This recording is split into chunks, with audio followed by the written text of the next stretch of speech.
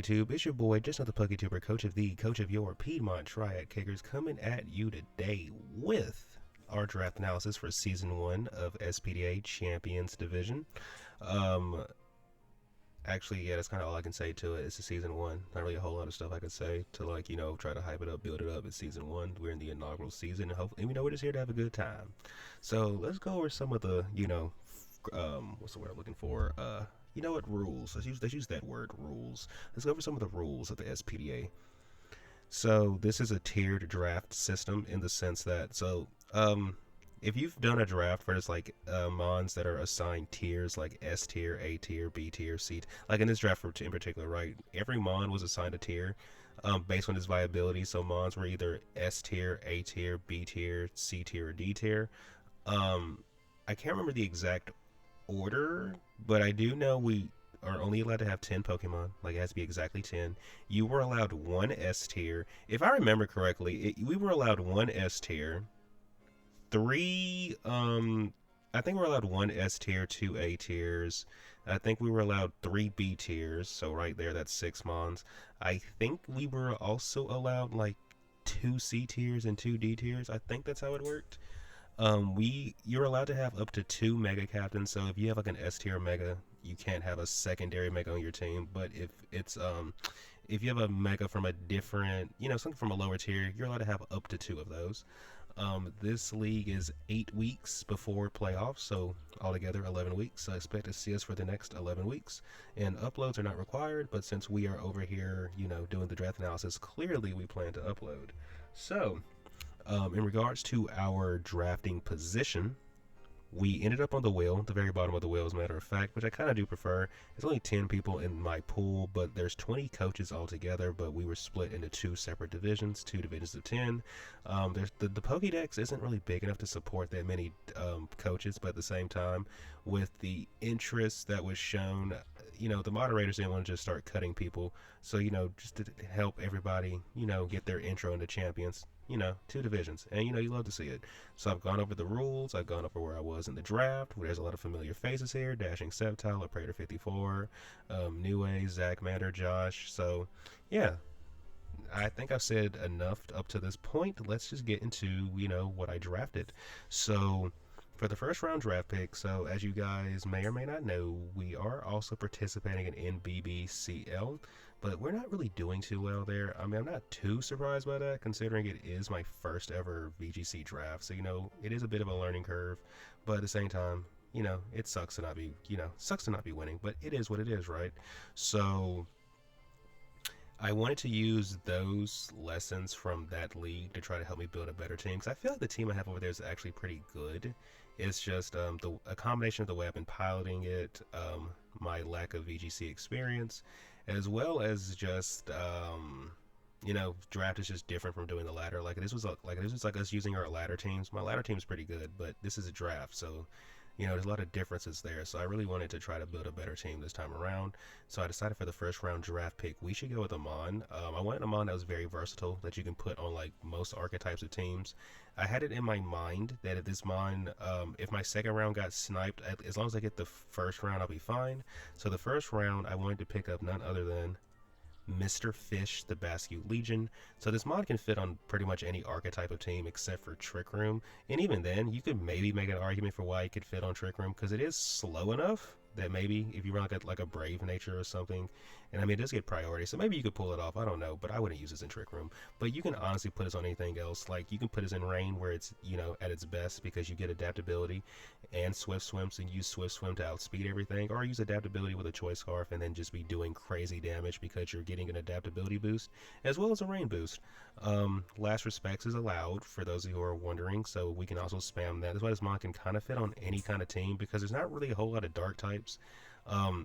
Honestly, outside of Samurai Hisui, there's really no dark type in the game that takes the combination of Wave Crash and Last Respects. So there's that. This mod also gets pivoting in the form of Flip Turn. You get Psychic Fangs to break screens, because screens is very common, in my opinion, for trying to mitigate damage. You also get priority with Aqua Jet. This thing has so the bulk is like good, then it's not. Like, it has really high HP. The actual defensive stats leave a bit to be desired, but the HP kind of carries it over. So basically, this mon can always live at least one big hit, even if it's super effective, unless it's like, from a really, really strong Pokemon, of course. But like I said, this thing can fit on pretty much any archetype. Like, you can put it in rain, you can actually put it in sun and just spam last respects if you want to. You can put it in sand to help deal with like the things that would threaten like the T-Tars and stuff. You can, I guess this thing can fit in snow because if you set up Auroraville, this thing is not dying. Like I said, this mon is really versatile. It can fit on almost any archetype of team, primarily because Rocky Helmet isn't in the game right now. I do personally feel like once Rocky Helmet is added, the viability of this mon, like, it won't like fall off a cliff, but like right now it's like an S tier Pokemon. It'll probably be A tier once Rocky Helmets are back, right? But it's still gonna be really good. But yeah, that is my first round draft pick, Basculegion, a mon I've really loved using on ladder. So as you guys can imagine, if I'm on the wheel and I have a Basculegion, it would only be right for me to also pick up Taxi, the Pelipper. So my Pelipper's name is Taxi. He's the team Taxi. He makes sure the team gets to where they need to go, which is why this guy gets Tailwind, which is really nice. So, that's for speed. So for those of you who aren't too familiar with like doubles, Tailwind is like a really good move because it doubles your speed, which basically allows you to go first. Like in doubles, speed control is very, very important. Pelipper also gets Wide Guard, which is really good for like spread moves, because basically you can spam Wide Guard unlike Protect. You can't spam Wide Guard into Protect, but you can spam, like, you can click Protect into Wide Guard and Wide Guard won't miss, but if you click Wide Guard into Protect, Protect can miss. But Wide Guard itself, you can click as many times a row as you want to and it'll always work. So if people use moves like Eruption, Rock Slide, Water Spout, like moves that hit both Pokemon, it just blocks the move. This mon is mainly used for like Tailwind support though. Like Tailwind, you get, like I said, the Wide Guard support, as well as just having like good stabs like Water Flying. You can hit a lot of stuff with that, and because of the rain, you can just click Weather Ball, and if someone tries to reset your weather with different weathers, sometimes you can actually punish somebody for that. Like for example, if someone sets Sun, but you have Venusaur on the team, you just gave me a fire type weather ball that I can hit your Venusaur with, and I don't have to worry about the fact that I can't click Hurricane because, Hurricane's a lot weaker in the sun. Oh no, the accuracy drops to 50%, I believe. You guys get the idea though. This mon can do a lot of stuff, but it's mainly here for like speed control and helping chip stuff in range of like my more offensive threats. Yeah, next on the team roster, we decided, we might as well just go ahead and try to get a Mega. This mon looks really good. I didn't know what to expect from it, but I knew I always wanted to use it, albeit in a single setting, not a double setting. But, maybe we can make it work, because I really do like Sneasler on the ladder, and I feel like this mon is not a Sneasler, but it's really close in the form of Mega Lopunny. So, this Mega Lopunny, her main gimmick is, fake out CC. Fake Out is really good for like disrupting things, and then CC's a really hard-hitting move. This Pokemon gets the ability Scrappy, so Intimidate's really good in this format for like trying to weaken your physical attackers. This mon cannot be weakened by Intimidate because of Scrappy. Not only that, but this mon can also hit Ghost types with like normal and fighting moves, because this is a normal fighting type, so that's really good. So basically this mon can't be walled. It kind of sucks it doesn't have like reliable normal stab, because like Fake Out is nice, but beyond Fake Out you just have like Giga Impact and Facade. Facade is nice for like matchups where you expect to be like, I don't know, I guess a Volcarona or something, but it's too situational. And Giga Impact, don't even get me started. I really do wish Game Freak would give this mon, I think it used to get Return or something. Give it Return back, or Headbutt. Someone told me it used to get Headbutt. Like, give him one of those moves back. Please let her have. Please let Mega Lopunny be great. I will say, like, if you're actually on ladder, in most situations, Sneasler is just a superior pick. It also gets Fake Out. It also gets CC. Then you also have Dire Claw, which Lopunny doesn't have like a comparable move to that. The only difference is Sneasler's way slower. It's 15 base points slower than Lopunny. Lopunny's 135 speed. But I do feel like this mon still has potential with the move pool it has to be great offensively, and hopefully I can show you guys that. So yeah, that's Mega Lopunny. Happy to have you on the team.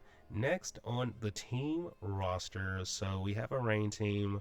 I wanted to just go ahead and get my my lightning rod guy, and I kind of did draft my team in order of the tiering. So Basculegion was my S tier, Pelipper and Lopunny were my A tiers, and I got my first B tier in the very next round in the form of Rhyperior. I have a shiny Rhyperior that I nicknamed Giovanni because if you've played Black 2 and White 2, then you know Giovanni has one of these, if I'm not mistaken, on his World Champions team or something like that. But anyway, this guy is mainly here for a Lightning Rod support, but in general, Rhyperior is also really good offensively. Base 140 attack, so you can hit really hard, especially with like the main moves we're going to be clicking, which are like Rock Slide, which can do spread damage, or as well as EQ, because Pelipper is a flying type, so it doesn't get affected by EQ. And his mod also gets like other like good coverage moves to hit certain things that my other mods might not be able to. And then on top of having Lightning Rod, it also gets Solid Rock, which can be a really good ability depending on the situation because it basically reduces the damage from super effective moves. Now, if we're taking like a water move or a grass move, we're probably still dead. But any other super effective hit, we can probably just take really well. But like I said, this guy is mainly here to be a Lightning Rod redirector for Pelipper because Pelipper just gets killed by any electric move that tries to come its way.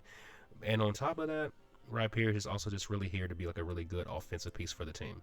Next on the team rosters, so we have Lopunny for fake out, but one thing I realized, I did not like having Lopunny as my only fake out user because there might be times where I want stronger moves on the set than just fake out. So I decided it'd probably be smart for us to get another fake out user as well as a mod that can support the team in its own way. So we decided for the next round we would pick up none other than Tinkaton. So we have Tinkaton in a double setting. You have you have some cool moves. Like you can like for example, if a Pokemon clicks Protect, you get Encore. So you get Encore Mods into Protect. We get T-Wave for speed control. We get Foul Play to punish like Pokemon trying to set up on us on the physical side because this is like a very physical meta. We have Gigaton Hammer, which just deletes any freaking fairy type. We have Knockoff for removing items, and if I didn't already mention this, we did say we get Fake Out, and if I'm not mistaken, Tinkaton also gets Dual Screens as well as Baby Doll Eyes, which is like a priority move that lowers attack. Or it might not be Baby Doll. There's like a move it gets where it's priority and it lowers attack. I think it's Baby Doll Eyes, but maybe it's like something else. I can't really remember. But, Tinkaton has a pretty nice supportive move pool, and if it's not obvious, this girl is mainly here to support us. We have a shiny Tinkaton that we nicknamed Amy Rose. It was also a Mon that we used to win our most recent draft league, so, happy to have Tinkaton on the team. Next on the team, so one thing I knew from using Basque Legion on ladder, I really hate facing like priority into Basque Legion. Typically it's just King Gambit, but a lot of mons do get Sucker Punch, and there's just other priority moves that people could use to try to like slow down King Gambit. Now not King Gambit, Basque Legion. I just said King Gambit because King Gambit's the main mon I'm typically facing because it has Sucker Punch. So Basque Legion, it just doesn't like priority, and I mean, to be fair, you resist most forms of priority, like you resist Aqua Jet, you resist Bullet Punch. E-Speed can't hit you. You're immune to Mach Punch, and then it's really just a Sucker Punch, but I really just hate priority into my guy. And on top of that, Blampany is fast, but it's like, so it's not I wouldn't call it frail necessarily. It has good defenses, but the HP stat is like kind of on the low side. So you get what I'm trying to say. I don't like priority into my team, so I wanted a way to kind of try to stop that. I didn't want Psychic Terrain necessarily, so I decided we would go with this Pokemon that was still on the board for some reason. The Queen, Serena. So Serena gets the ability Queenly Majesty, which basically means you're not faking me out. You're not sucker punching my Basque Legion. You're not mock punching me. You're not doing if it involves priority directly into any of my Pokemon, we just shut it down. Trop Kick, Serena's signature move got buffed this generation, so it went from 70 base power to 85 base power, so it is slightly stronger. And I know 15 only sounds like, it sounds like minuscule, but trust me, that 15 extra base points in damage, trust me, it changes some calcs, trust me. And then in general, Serena has like, a pretty good move pool. Like, we're going to mainly be using her offensively, but she does get like, good coverage, like triple axle, high jump kick. We get U-turn for pivoting. I'm not sure what this girl can do, like support wise. I haven't really looked too deep into her support move pool, but I'm pretty sure there's a lot of things she can do. But yeah, mainly here to help us with like priority and stuff like that, but also I just feel like Serena can be a good offensive piece. People literally use this on ladder, so I feel like it can be good. Next on the team roster, you guys know, You've seen the thumbnail. You know I need a second mega. Let me not waste you guys' time. For the next round pick, we decided to pick up none other than Zatch Bell, the Mega Ampharos. So for the first time in a long time, actually the first time ever, because this is my first time, like Champs, this is my first time ever actually playing competitively with megas, and Mega Ampharos has been the mega I've always wanted to use because it's just like one of my favorite megas. Actually, yeah, it's kind of just my favorite mega. Like the only mega the only mega I like more than Ampharos is Mega Mawile. That's literally it. Mega Ampharos is my number two like mega evolution. Mega Mawile just has a place in my heart because one, I played through ZA with one, and two, I just love fairy types. But yeah, Mega Ampharos is what we're here to talk about though. So this guy gets the ability Mold Breaker. So basically, if we ever play somebody with like and they have like Lightning Rod on their team, we can ignore it. That's kind of like the only situation I can think of where like we can really ignore stuff like that where it's going to be useful. But the thing is about Meganium, we have 165 special attack, so if we touch something we're probably going to kill it, unless it's just really bulky in its own right. It really sucks this guy doesn't get Draco Meteor. They limited him down to Dragon Pulse, but I feel like that is mainly because of how hard he hits. I know a lot of people kind of crap on Mega Ampharos because Raging Bolt exists, and I have to admit Raging Bolt all in all is a better mon, but at the same time, like Karen said, the real ones can win with their favorites. So you know what? Screw you, Raging Bolt. I'm going to try my best to win with my Mega Ampharos because I love Mega Ampharos. I love it. But yeah, I'm not going to try to gas it up too much. This guy is just a wall breaker. It's that simple. Just a wall breaker. Mega Lopunny is really strong on the physical side, whereas Mega Ampharos is going to be really strong on the special side. I love to have it like that. But yeah, that's my Mega Ampharos. Next on the team, so we have Ampharos, base 45 speed, right? So we do kind of want a Trick Room setter. And like I told you guys, I do like Fake Out. So I decided for my next round pick, I would pick up none other than Mr. Rhyme. In general, I just really wanted to use a Mr. Rhyme, and excuse the sprites like just changing. Finding a Mr. Rhyme sprite that looks like a Gen 9, you guys get the idea. But anyway, we picked this guy up. He has a pretty cool move pool in my opinion. We have we have Icy Wind for speed control, we have Trick Room for speed control, we also get Ally Switch, so if someone targets the mon beside me and I click Ally Switch, I can switch places with them. So Mr. Rhyme has like a really, like most of the mons on this team, if they're hit by something, Mr. Rhyme either is neutral to it or resisted and vice versa. So I feel like we can get away with using Ally Switch on this team. And then also this mon has mixed up offenses in a way that we can run it special or physical, which I really like. And in general, like, look at this dude tap dance. He just looks so freaking cool, bro. He just looks so cool. He's really here to be a Trick Room setter for Ampharos. This guy has really good bulk too, so we can actually in most situations just get it up no matter what, unless we get double targeted. That's kind of the only way to stop it.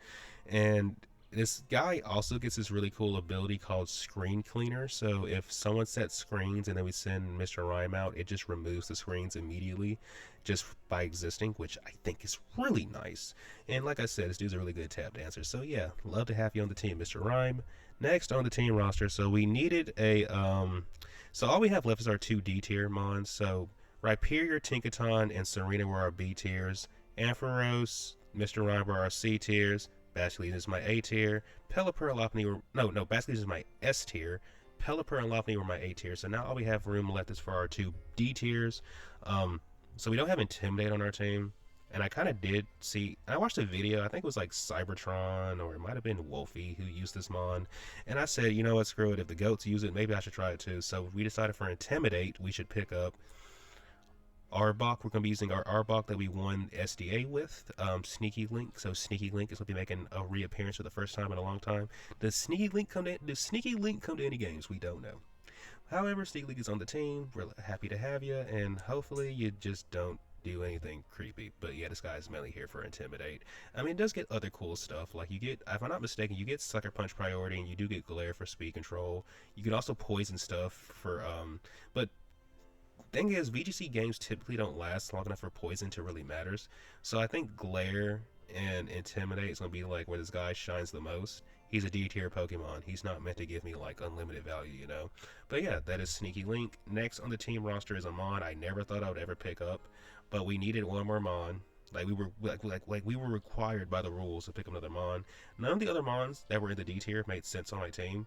So I say, you know what, screw it. If you never come to a game, you're a D tier Pokemon. It's you kind of expect it, right? So for the last round, we decided to pick up none other than Mega Audino, strictly for Aura.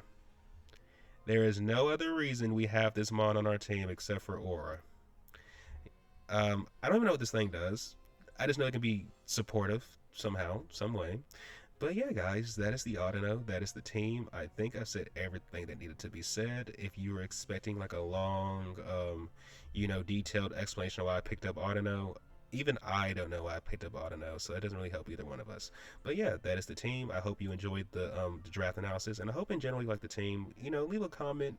Let me know what you think about it, and hopefully I can give you guys some really good battles in the future. So yeah, look forward to week 1, and until next time, everybody, peace out.